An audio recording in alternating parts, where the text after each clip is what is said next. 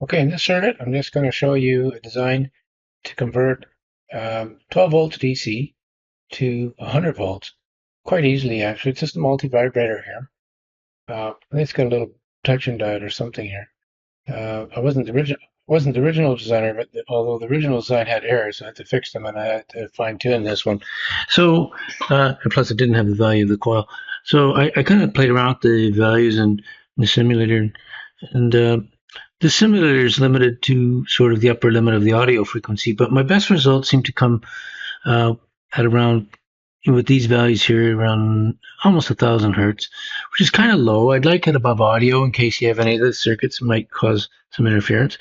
But if you just want something that creates steps up voltage, this might be good. And you can play with it to see if you can push it really high, like above audio. So, you might want to use smaller values here. Okay, these caps. You can change these resistors if you want. Different types of transistors. I think these are just modeled. What do they see if they 100 beta? Let's see if they have an actual part number to them. I think it's just a garden variety NPN. So those will affect how fast this can go. And then this MOSFET here, I think they'll go pretty fast.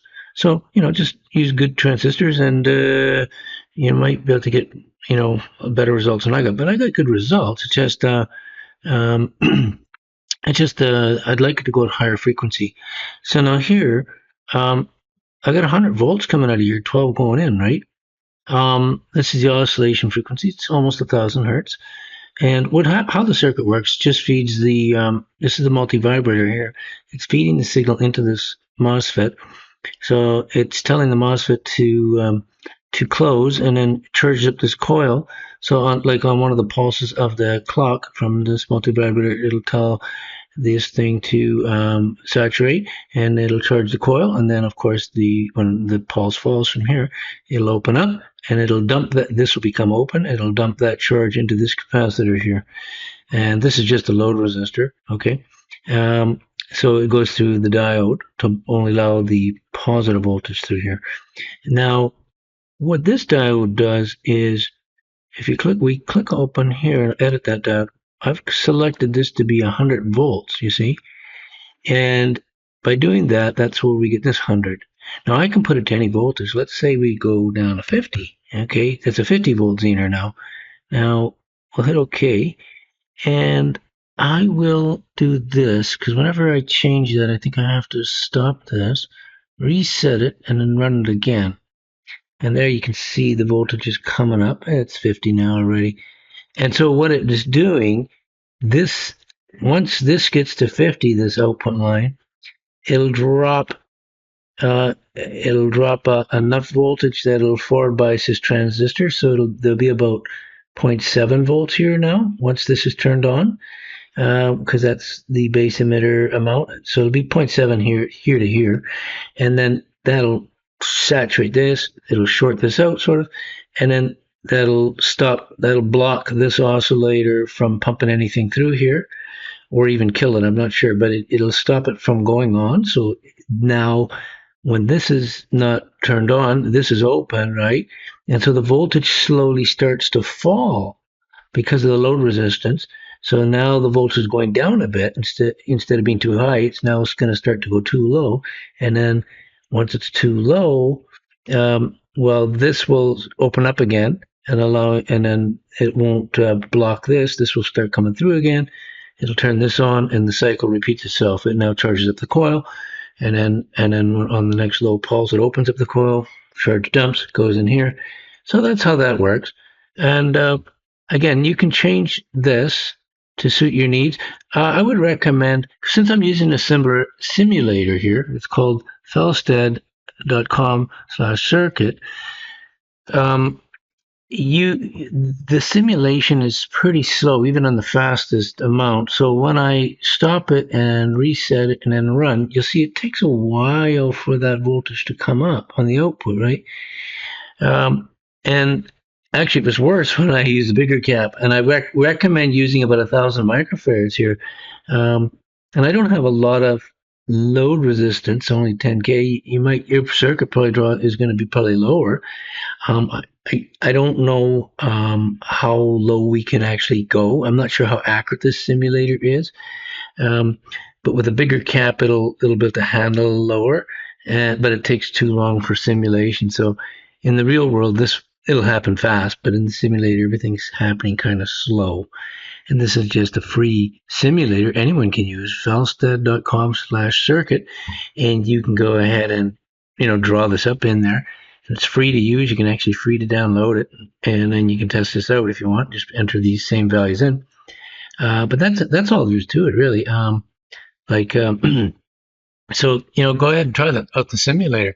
It's very easy to use.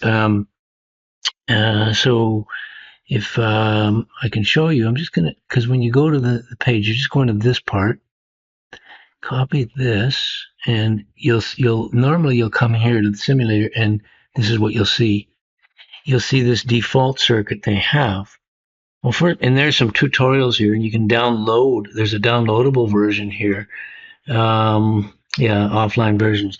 So you can actually download this and run it on Windows. It's JavaScript.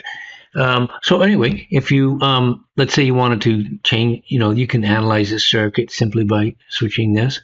See, it's already active, and you can see what happens. You can change these values by right-clicking on it, edit. Instead of 100 ohms, you can put 10 ohms. Okay, and you'll see what happens to the circuit when you play around with it, and it's only 10 ohms. So everything has an effect, right? You can change the inductor value the same way, or you can add a different circuit or different parts. So different parts is just draw, see under the draw line, or if you right click, it's the same thing as the draw line. But if you draw it, you can actually you can put in a wire, add resistors, add passive components, capacitors, relays, coils, input sources, add grounds, all these, right? Output labels. It's pretty sort of self-intuitive, but you can go through the tutorials on the bottom, and you can add, they even got like preset modules like that you can play around with.